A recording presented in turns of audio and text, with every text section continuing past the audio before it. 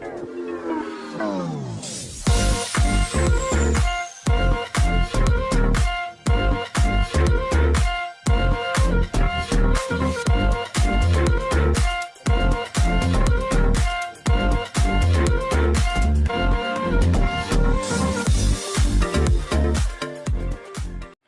semua, salam sejahtera Malaysia. Selamat datang ke channel Vels Lifestyle. Terima kasih kerana setia di dalam channel ini untuk mendapatkan info padu, info hangat, info politik yang panas hari ini di Malaysia. Tuan-tuan dan bapak semua yang saya amat hormati sekalian, akhirnya Datuk Seri Anwar Ibrahim buat satu pendedahan yang pasti mengejutkan ramai pemimpin di Malaysia, khususnya kepada mereka yang terlibat dengan pertuduhan berkaitan dengan rasuah, berkaitan dengan pengubahan wang haram dan sebagainya, serta juga berkaitan dengan beberapa kabar angin yang kita dengar sebelum ini, di mana Datuk Seri Anwar Ibrahim sendiri menyatakan bahwa ada bukti terdapat pemimpin yang pernah memerintah, mempunyai kuasa dan mengaut kekayaan untuk diri dan kroni. Nah, sudah pasti, saudara-saudara, ini adalah berkaitan dengan rasuah. Ini adalah berkaitan dengan gerakan anti rasuah untuk membantras rasuah yang dilakukan oleh Datuk Seri Anwar Ibrahim. Nah, di dalam pendedahan ini pasti mengejutkan ramai. Menurut Perdana Menteri, siapa rompak kekayaan negara mesti kita lawan habis-habisan. Adakah ini bermakna sesiapa saja pemimpin politik di Malaysia? Mungkin Tun Dr. Mahathir yang pernah dinyatakan dalam ucapan Datuk Seri Anwar Ibrahim, walaupun tidak menyebut nama, namun Tun Dr. Mahathir percaya kenyataan itu adalah untuk beliau. Dan pada akhirnya mereka akan bertemu di mahkamah pada 31 Mei. Dalam pada itu, Muhyiddin Yassin pula yang menerima ataupun berhadapan dengan 7 pertuduhan di mahkamah. Adakah ini pasti satu lagi pendedahan yang mengejutkan kepada mereka yang sedang dalam perhatian Datuk Seri Anwar Ibrahim ataupun mungkin beberapa pemimpin-pemimpin yang lain.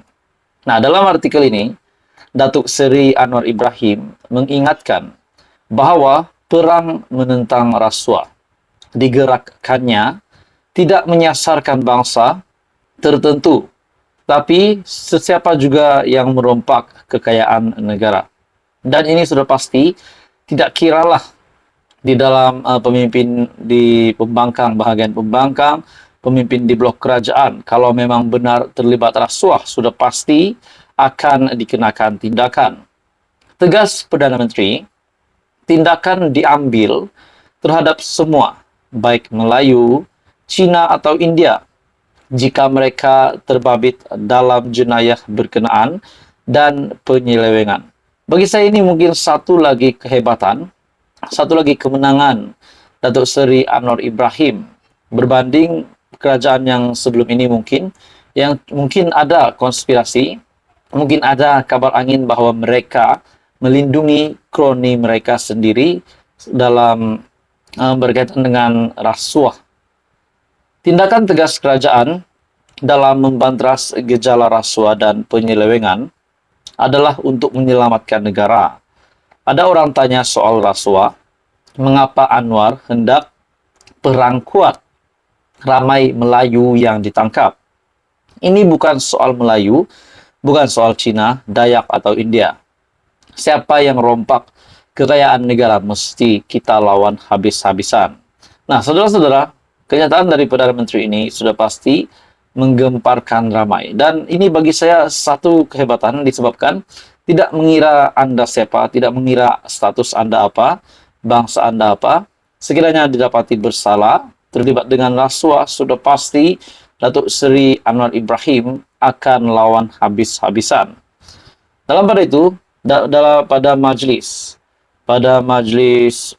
sambutan Hari Belia Kebangsaan 2023, Perdana Menteri turut menyempurnakan pelancaran model pembangunan belia Madani 2030. Anwar juga mahu generasi belia bertindak sebagai ejen perubahan dalam menyelamatkan negara daripada segala gejala tidak baik seperti rasuah dan kezaliman, tidak menjadi pak turut kerana mereka penentu nasib dan masa depan negara. Anak muda sekarang mesti sedar bahawa masa depan mereka yang tentukan dengan sikap perlu mempunyai komitmen, sikap yang menolak kemungkaran, tolak rasuah, tolak kezaliman, dan mengangkat martabat rakyat. Nah, saudara-saudara, bagi saya kenyataan ataupun pendedahan terkini dari Datuk Seri Anwar Ibrahim sudah pasti mengejutkan pemimpin-pemimpin yang mungkin dalangnya belum dapat didedahkan, belum dapat dibocorkan berkaitan dengan kes penyelewengan ataupun lesapnya Rm4,5 triliun yang pernah dinyatakan Datuk Seri Anwar Ibrahim sebelum ini. Jadi saudara-saudara, ini satu pendedahan yang besar dari Perdana Menteri yang pasti mengejutkan ramai jurung di luar sana. Jadi apa komen Anda? Teruskan bersama di dalam channel ini untuk info yang seterusnya. Info padu, info hangat disediakan di dalam channel ini. Jangan lupa tekan butang like, share, dan subscribe. Halo semua, salam sejahtera Malaysia. Selamat datang ke channel Fels Lifestyle. Saudara dan bapak semua, saudara-saudara yang saya hormati sekalian. Satu kejutan besar, satu pendedahan terkini berkaitan dengan rasuah Rm11 juta yang melibatkan salah satu ahli parlimen dalam kerajaan. Nah, saudara-saudara, tuan-tuan dan puan, seperti yang kita tahu, Datuk Seri Anwar Ibrahim adalah seorang pemimpin yang memang benar-benar tidak suka ataupun benci dengan segala aktiviti berkaitan dengan rasuah. Nah, pada akhirnya berkaitan dengan kes rasuah salah satu ahli parlimen dalam kerajaan, yaitu pengerusi DAP sendiri, Lim Guan Eng. Akhirnya satu pendedahan yang mengejutkan Lim Guan Eng dan istrinya, di mana rasuah Rm11,6 juta ini yang melibatkan nama Lim Guan Eng dan istrinya. Akhirnya peguam Lim Guan Eng buat satu pendedahan yang buat ramai panas telinga. Akhirnya, peguam mahu kes rasuah dan pengubahan wang haram Guan Eng dan isteri dibuang. Jadi apa persoalan yang bermain di fikiran saya adalah sekiranya Lim Guan Eng dapat dibuktikan bersalah, sekiranya benar-benar Lim Guan Eng dapat didedahkan bahwa beliau dan istrinya memang terdedah dengan salah laku ini, apakah beliau akan dipecat? Apakah beliau mungkin akan dikenakan tindakan undang-undang? Apakah beliau ditangkap? Nah, itu menjadi persoalannya. Akhirnya peguam Lim Guan Eng mahu kes rasuah dan pengubahan wang haram Guan Eng dan istri dibuang. Pada 28 Mei 2023, peguam kepada pengerusi DAP Lim Guan Eng, RSN Raya, memaklumkan Mahkamah Tinggi bahawa anak guamnya bersama istrinya Betty Chew dan ahli perniagaan Pang Lee Kon memohon tuduhan rasuah terhadap mereka dibatalkan. Raya memberitahu bahawa beliau akan memfailkan permohonan supaya kes membabitkan projek asrama pekerja asing bernilai Rm11,6 juta itu digugurkan. Katanya pihak pendakwaan menggunakan keterangan daripada kes jenayah terdahulu membabitkan pembelian banglo oleh Lim di Jalan Pinhon walaupun beliau dilepaskan pada tahun 2018.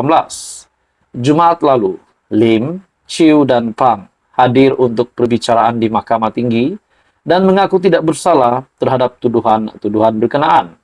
Mereka didakwa mengikut Akta Pengubahan Wang Haram, Pencegahan Pembiayaan Keganasan dan hasil daripada aktiviti haram 2001 dan Akta Suruhanjaya Pencegahan Rasuah Malaysia SPRM 2009. Pesuruh Jaya Kehakiman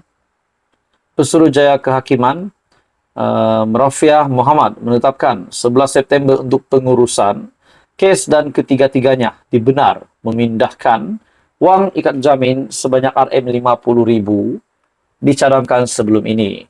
Pada 11 Ogos 2020, Guan Eng didakwa atas kapasitinya sebagai Menteri Kewangan ketika itu, sebagai Ketua Menteri ketika itu, dan pengerusi Lembaga Perolehan Perbadanan Pembangunan Pulau Pinang ataupun PDC, menggunakan jawatan untuk mendapatkan suapan membabitkan Rm372.000 untuk dirinya dan istrinya melalui syarikat. Nah, saudara-saudara, ini pasti satu lagi pendedahan yang besar, pendedahan yang mengejutkan. Jadi apa komen Anda? Teruskan bersama di dalam channel ini untuk info yang seterusnya, info padu, info hangat disediakan di dalam channel ini. Jangan lupa tekan butang like, share, dan subscribe.